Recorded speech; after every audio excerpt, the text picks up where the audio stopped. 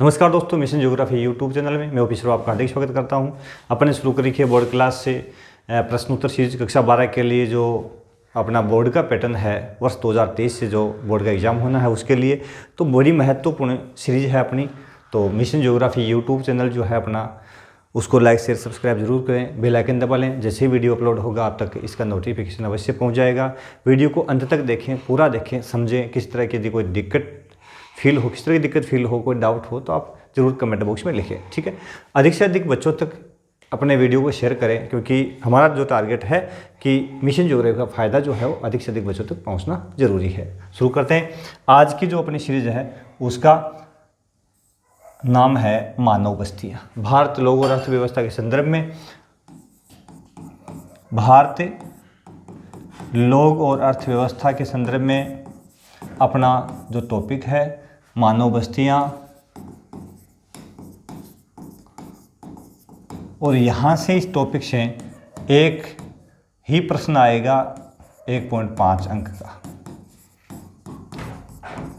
मात्र 1.5 अंक का एक ही प्रश्न आएगा। तब कोशिश तो पूरे लेसन को ही कवर करने की है अपनी, यानी संपूर्ण लेसन को अपन पढ़ेंगे तभी ये जो 1.5 अंक का एक प्रश्न है उसको सोल्व कर पाएंगे, ठीक है। तो शुरू करते हैं। आज की इस सीरीज का पहला प्रश्न साथियों अपना है कि मानव बस्ती किसे कहते हैं। मानव बस्ती किसे कहते हैं, यानी इसका अर्थ क्या होता है। तो बेसिकली एक मानव बस्ती जो होती है, लोग जहाँ निवास करते हैं वो अपने रहने के लिए स्थायी और अस्थायी जो आवास बनाते हैं, ठीक है, वो किस प्रकार की स्ट्रक्चर में बनाते हैं वो बात अलग है, लेकिन जिस रूप में वो रह रहे हैं वो एक बस्ती होती है। तो किसी भी आकार और प्रकार या किसी भी, इसीलिए लिखा है कि कैसा भी आकार प्रकार हो सकता है, लोग किसी भी रूप में रह सकते हैं, किसी भी आकार और प्रकार के घरों का संकुल जिसमें मनुष्य रहते हैं, जो अपने लिए घरों आवासों का निर्माण करते हैं, यही जो संकुल है क्या कहलाती है, मानव बस्ती कहलाती है। इसी को बस्ती कहा जाता है, ठीक है। अगला प्रश्न है कि बस्तियां मुख्यतः कितने प्रकार की होती है। मुख्यतः कितने प्रकार की होती है। तो मुख्यतः की जब बात आती है तो बस्तियां मुख्यतः 2 प्रकार की होती है। कितने प्रकार की? 2 प्रकार की। एक का नाम है ग्रामीण बस्ती, एक का नाम है नगरीय बस्ती। अब ग्रामीण बस्ती जो है उसके लिए क्या आधार है, भारत के संदर्भ में अपन बात करें, और नगरीय बस्ती के लिए क्या आधार है, तो यहाँ तो जो लगभग 75% आबादी कृषि यानी प्राथमिक क्रिया में संलग्न हो तो उसको अपन ग्रामीण बस्ती के संदर्भ में रखते हैं, ठीक है ना। बहुत बड़ी आबादी जो होती है वो प्राथमिक क्रियाकलाप में संलग्न होती है। लेकिन नगरीय बस्ती है, इसके लिए आधार अलग अलग है। भारत के संदर्भ में इसके लिए आधार कुछ अलग है। 400 व्यक्ति प्रति वर्ग किलोमीटर में निवास यानी कि घनत्व हो, ठीक है, और 5000 से अधिक जनसंख्या हो किसी क्षेत्र में, ठीक है। इसके अलावा वहाँ पर एक प्रशासनिक इकाई, छावनी बोर्ड या नगर निकाय हो उस क्षेत्र में, ठीक है, और जनसंख्या जो है वो 5000 से अधिक 400 व्यक्ति छावनी बोर्ड या नगर निकाय वहाँ पे अवस्थित हो। अब आर्थिक क्रिया 75% से अधिक आबादी गैर प्राथमिक कार्यों में, किसमें लगी हुई हो, गैर प्राथमिक कार्यों में संलग्न हो, तो हम उसको क्या कहेंगे, इस तरह की जो बस्ती भारत में होगी उसको अपन नगर कहेंगे या नगरीय बस्ती कहेंगे। तो ये अर्हताएं है, इसके लिए बड़ा महत्वपूर्ण टॉपिक है।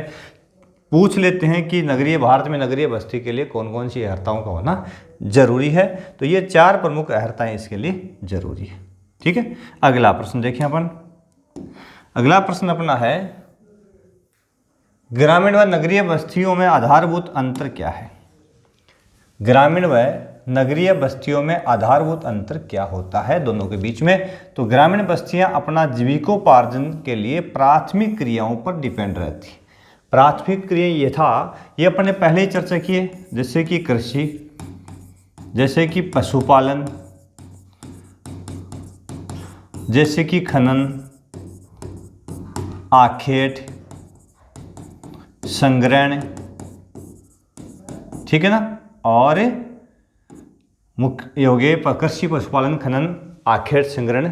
ठीक है, ये एक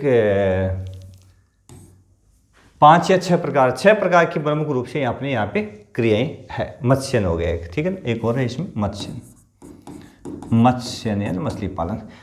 तो 6 प्रमुख आर्थिक क्रियाएं जो है प्राथमिक क्रियाओं के अंदर शामिल है, तो इन क्रियाओं को प्राथमिक क्रिया कहा जाता है।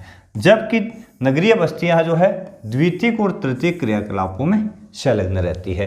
अब द्वितीयक क्रियाकलाप जो है वो प्राथमिक क्रिया से प्राप्त कच्चे माल को नए रूप में कन्वर्ट करना, ठीक है, उसको अपन द्वितीय क्रियाकलाप कहा जाता है, कहेंगे। इसमें उद्योग आएंगे, बात करेंगे। अभी देखो अगला बिंदु है, अच्छा, नगरीय क्षेत्र किसे कहेंगे। देखो इसके लिए भी नगरीय क्षेत्र आर्थिक नोड के रूप में कार्य करते हैं। ग्रामीण क्षेत्र, दोनों में अंतर दिया जाए। बस्तियों को भोजन व कच्चे माल के बदले सेवाएं उपलब्ध करवाते हैं। ग्रामीण बस्तियों में सामाजिक प्रगाढ़ता पाई जाती है। सामाजिक प्रगाढ़, ये बहुत महत्वपूर्ण बात है।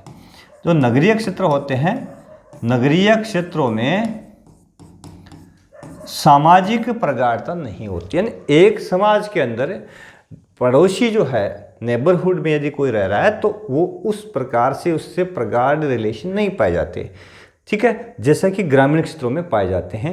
यानी आत्मीयता गांव में ज़्यादा ऐसा माना जाता है, जबकि नगरीय क्षेत्रों में किसकी सामाजिक प्रगाढ़ता की कमी पाई जाती है, ठीक है ना।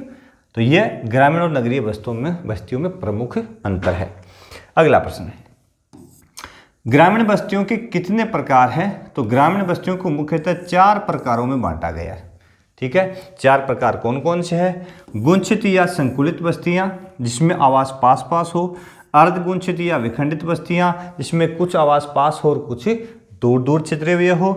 पल्लीकृत बस्तियां, इसमें पल्लीकृत यानी आवास है थोड़े बिखरे हुए हो, सारे के सारे आवास कुछ बिखरे हुए हो। और प्रक्षिप्त होती है, जिसको अपन कह सकते हैं कि खेतों में आवास होना, ढाणियाँ होना, जिस रूप में हो सकती है। तो मुख्य रूप से इसके 4 प्रकार, गुंछित, संकुलित भी कहते हैं इसको, अर्धगुंछित इसको विखंडित भी कहते हैं, पल्लीकृत और प्रक्षिप्त, 4 प्रकारों में इसको बांटा जा सकता है। अगला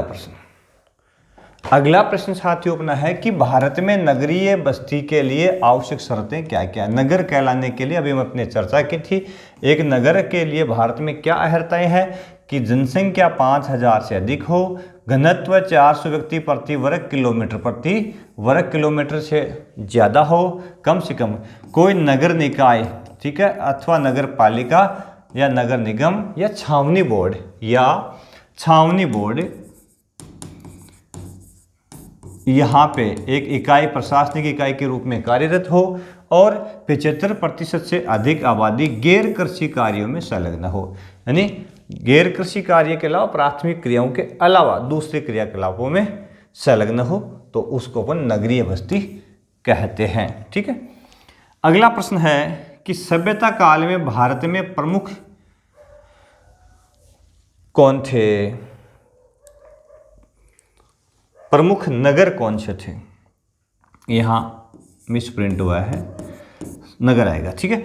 तो सभ्यता काल में भारत में प्रमुख नगर कौन से थे। तो सभ्यता काल की जब बात आती है साथियों, तो सिंधु सभ्यता के समय हड़प्पा और मोहनजोदड़ो ये प्रमुख नगर हुआ करते थे, ठीक है ना। और अगला प्रश्न, निम्न में से प्राचीन नगर नहीं है, तो प्रयाग, पाटलिपुत्र, मदुरै और जयपुर। तो इनमें से प्राचीन कौन सा नहीं है, तो इसमें सही आंसर जो है वो जयपुर है, ठीक है, क्योंकि जयपुर जो है प्राचीन नगरों में ना करके आधुनिक नगर के अंदर है। क्योंकि पहले ये आमेर होता था मुगल काल में, और आमेर के बाद में जो सवाई जय सिंह था उसने जयपुर की स्थापना की थी, ठीक है ना। तो ये आधुनिक नगरों में शामिल है।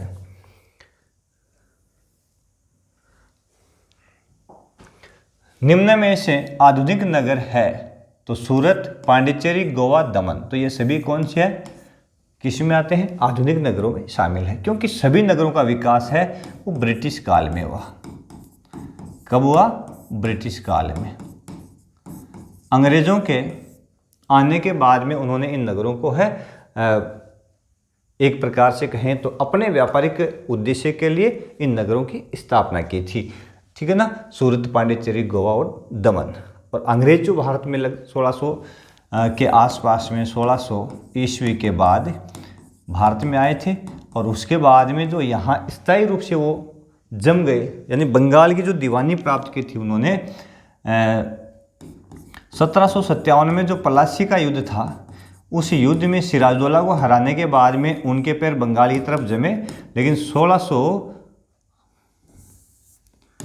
1764 ईस्वी में बक्सर की जो लड़ाई हुई थी ना, बक्सर की लड़ाई, उस बक्सर के युद्ध के बाद में अंग्रेज़ों को बंगाल की दीवानी मिल गई। अब बंगाल में वो टैक्स लगा सकते थे, वसूल कर सकते थे, तो ये अधिकार मिलने के बाद में अंग्रेज़ों ने भारत में अपने पैर पसार लिए, यानी पैर जमा लिए थे। ठीक है, तो यहाँ पे सभी नगर जो है अंग्रेज़ों के आने के बाद में ही नगरों का विकास किया गया था।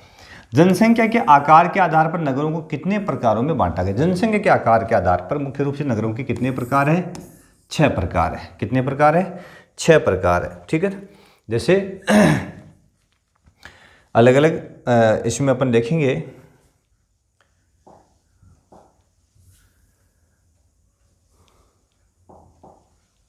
पहला, नगर किसे कहते हैं? तो 1 लाख से अधिक आबादी वाले केंद्र को नगर कहा जाता है। तो ये 1 लाख जनसंख्या के आधार पर हो गया ना, 1 लाख की आबादी वाला नगर कहलाएगा। महानगर किसे कहते हैं? तो 10 लाख से 50 लाख तक की आबादी वाला क्या कहलाएगा? महानगर कहलाएगा।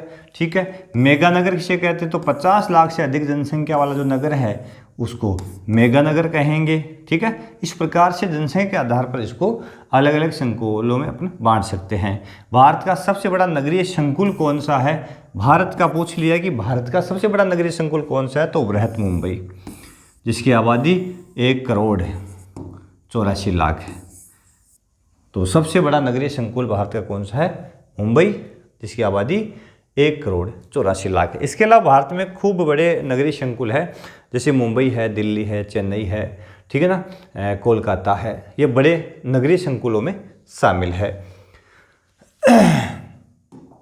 अगला बिंदु साथियों, प्रशासनिक नगर किसे कहते हैं? प्रशासनिक नगर किसे कहते हैं? तो ऐसे नगर जिनकी अवस्थापना या उद्भव प्रशासनिक कारणों से हुई है, इन्हें प्रशासनिक नगर कहा जाता है। ठीक है ना, जैसे दिल्ली, चंडीगढ़ और जयपुर। प्रशासनिक क्यों? क्योंकि ये प्रशासन के केंद्र होते थे। मुख्य रूप से यदि उनको कहें तो ये विभिन्न प्रदेशों की राजधानी होती थी। ठीक है ना, राजधानी क्षेत्र होता था और यहाँ से किसी क्षेत्र विशेष की प्रशासनिक व्यवस्था चलती थी। ठीक है, इस कारण से राजधानी केंद्र होने के कारण नगरों का विकास हुआ, तो इनको प्रशासनिक नगर कहा जाता है। दिल्ली, चंडीगढ़, जयपुर, जो भी राजधानी है इसमें लखनऊ आ जाएगी, ठीक है ना, गांधीनगर आ जाएगी, जो भी राजधानी है सारी इसमें शामिल हो जाएगी। अगला प्रश्न, औद्योगिक नगर किसे कहते हैं? अब जिन नगरों की अवस्थापना के पीछे प्रमुख जो कारण रहा है वो औद्योगिक अवस्थापना रहा है, तो ऐसे नगरों को औद्योगिक नगर कहा जाता है। जैसे कि जिन नगरों का विकास उद्योगों के कारण हुआ ना, उनको औद्योगिक नगर कहते हैं। जैसे मुंबई, ठीक है, मुंबई आर्थिक केंद्र, आर्थिक राजधानी है भारत की। ठीक है, सेलम, यानी इसका नाम सलेम भी आता है, सेलम है, सलेम है, तमिलनाडु के अंदर। लोह इस्पात कारखाना, लोह इस्पात कारखाने के लिए फेमस है। जमशेदपुर, जमशेदजी टाटा ने अपना लोह इस्पात कारखाना यहाँ पे लगाया था। प्रारंभिक सांगची था, प्रारंभिक क्या नाम था इसका? सांगची। उसके बाद में ये जमशेदपुर कहलाया। भिलाई, छत्तीसगढ़। ठीक है ना, तो ये प्रमुख केंद्र जो है, इनका विकास जो है नगरों का किस कारण से हुआ है? औद्योगिक कारण से हुआ, इसलिए इनको औद्योगिक नगर कहा जाता है। समझ गए? चलते आगे भाई। पतन नगर किसे कहा जाता है? पतन, समुद्री पतन नगर किसे कहा जाता है? पतन का अर्थ है बंदरगाह है, समुद्र के तटीय क्षेत्र में अवस्थित नगर, यानी पतनों के कारण नगरों का विकास हुआ है, इसलिए इनको पतन नगर कहा जाता है। तो परिवहन केंद्रों के रूप में जिनका विकास, जिन नगरों का विकास परिवहन केंद्रों के रूप में हुआ है, उनको पतन नगर कहा जाता है। जैसे कि जिनकी स्थिति जो अवस्थिति है समुद्र के तटवर्ती क्षेत्र में हो, जैसे कांडला गुजरात में प्रमुख बंदरगाह है, कोच्चि केरल में प्रमुख बंदरगाह, विशाखापट्टनम आंध्र प्रदेश का प्रमुख बंदरगाह है। इसके अलावा भी अन्य जो प्रमुख बंदरगाह है, जैसे तूतीकोरिन प्रमुख बंदरगाह है, चेन्नई प्रमुख बंदरगाह है, तो इनको पतन नगर के रूप में भी कह सकते हैं। ठीक है, हालांकि चेन्नई जो है वो अंग्रेजों के समय का एक प्रमुख प्रशासनिक केंद्र भी रहा है। अगला प्रश्न, वाणिज्यिक नगर किसे कहते हैं? वाणिज्यिक, जिन नगरों का विकास व्यापारिक उद्देश्य, जिन नगरों का विकास व्यापार और वाणिज्य के रूप में वाणिज्यिक उद्देश्य से हुआ है उनको वाणिज्यिक नगर कहते हैं। ठीक है, तो ये व्यापार के प्रमुख केंद्र होते थे कोलकाता, सतना, सहारनपुर। तो ये इनका उद्देश्य क्या था इन नगरों के विकास के पीछे कि ये व्यापार के प्रमुख केंद्र होते थे, इस कारण से इनका विकास हुआ और ये बड़े आकार में होते चले गए। ठीक है ना, तो इनको वाणिज्यिक नगर कहेंगे। अगला है कि खनन नगर किसे कहते हैं? अब नाम ही खनन है, इसका मतलब ऐसे केंद्र रहे होंगे जहाँ पे उत्खनन कार्य प्रमुख रूप से होता होगा, कोई खनिज निकलता होगा। ठीक है, तो जिन नगरों का उद्भव खनन क्रियाओं के कारण हुआ हो वे खनन नगर कहलाते हैं, जैसे कि झरिया, डिगबोई, अंकलेश्वर, सिंगरौली आदि। ठीक है ना, तो कोयला क्षेत्र है, तेल क्षेत्र है, कोयला क्षेत्र है, तो मुख्य रूप से इनका विकास इन कारणों से हुआ है, इसलिए इनको उसी तरह के नगर के रूप में पहचान दे दी गई। ये बड़ा महत्वपूर्ण प्रश्न आया भी था, पीछे भी पूछा गया था। गैरीसन नगर, दूसरा नाम इसका साथियों है छावनी नगर। गैरीसन नगर या छावनी नगर किसे कहा जाता है? गैरीसन नगर या छावनी नगर किसे कहा जाता है? तो जिन नगरों का उद्भव सैनिक छावनी के रूप में हुआ, प्रारंभिक प्राचीन समय में जहाँ पे सैनिक छावनी हुआ करती है या वर्तमान में भी हो सकती है, तो इस कारण से जिन नगरों का विकास हुआ उनको छावनी या गैरीसन नगर कहा जाता है। ठीक है, जैसे कि अंबाला, जालंधर, महू, बबीना, उधमपुर, ये प्रमुख छावनी नगर के उदाहरण है। ठीक है ना, तो इन नगरों का विकास से है, सैनिक छावनी होने के कारण हुआ है, इस कारण से इनका सामरिक महत्व है।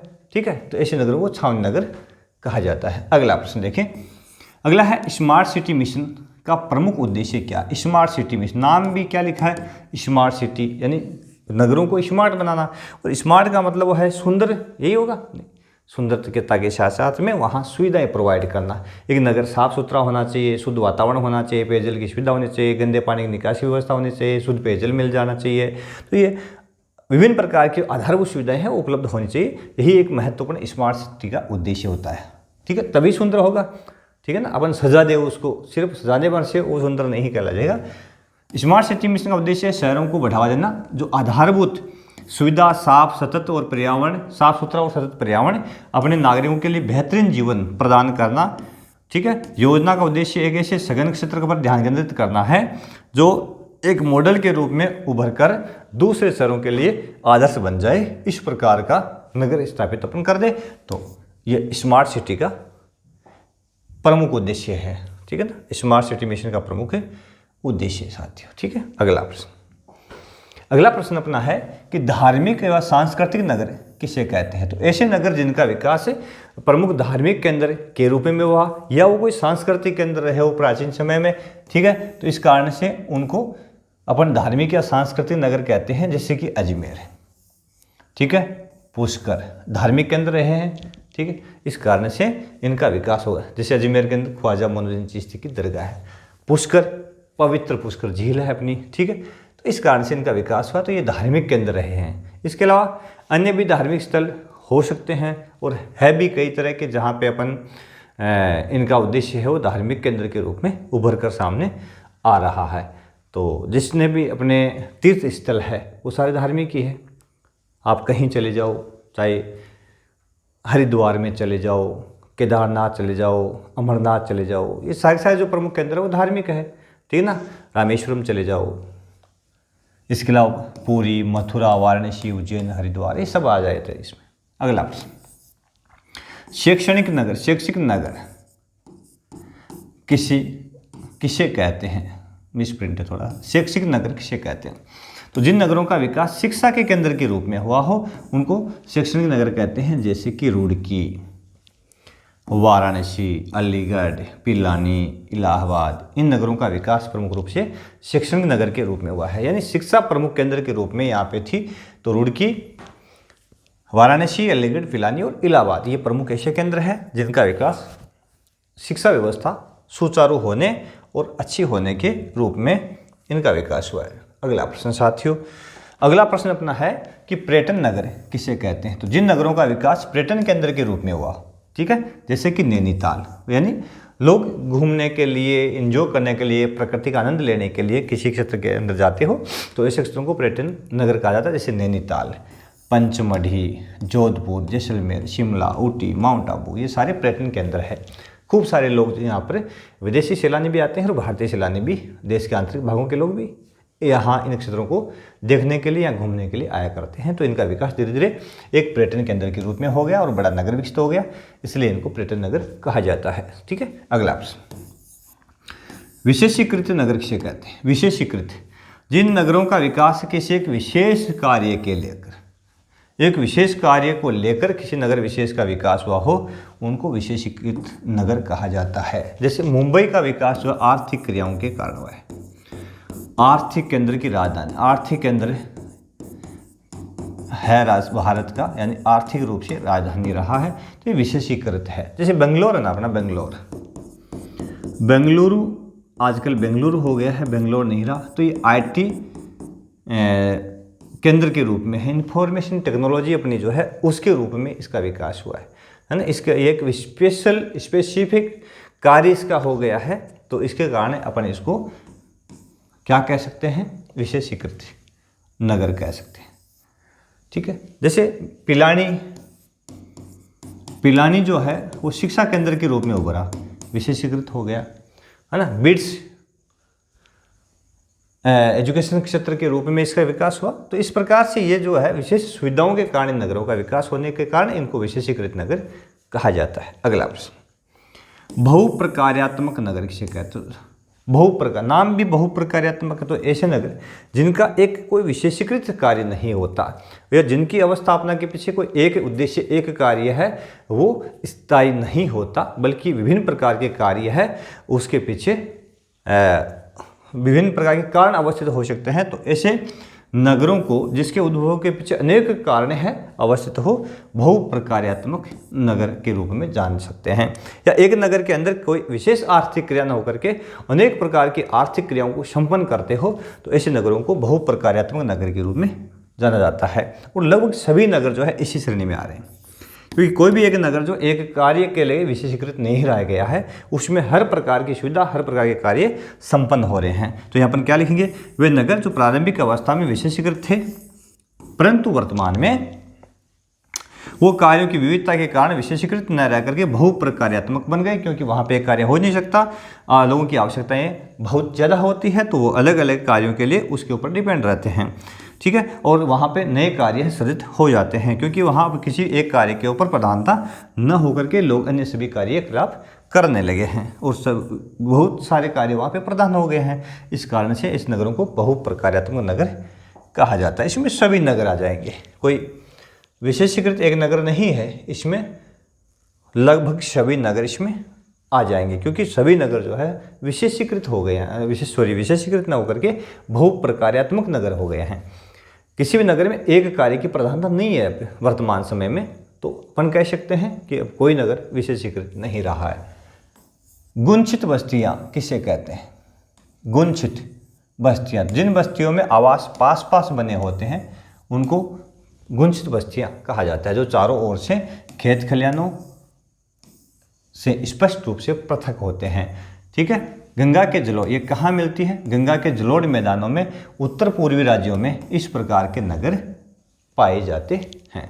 ठीक है, तो गुंचित बस्तियां कहलाती है। अगला प्रश्न, अर्धगुंचित बस्तियां कौन सी होती है। तो जिन बस्तियों में आवास जो है कुछ संकुलित, आवास कुछ तो पास पास में कुछ संकुलित होते हैं और कुछ विखंडित होते हैं। आधा गांव जो है वो पास पास आवासों से बना होता है, कुछ दूरी के बाद में घर छितरे हुए मिल जाते हैं। तो इस प्रकार की विखंडित हो कुछ और कुछ पास पास हो, इस तरह की बस्ती को अपन अर्धगुंचित बस्ती के नाम से पुकार सकते हैं। और ऐसी बस्तियां कहाँ मिलती है, गुजरात के मैदानी भाग में, राजस्थान के अंदर इस तरह की बस्तियां देखने को मिल जाती है। तो गुंचित और अर्धगुंचित।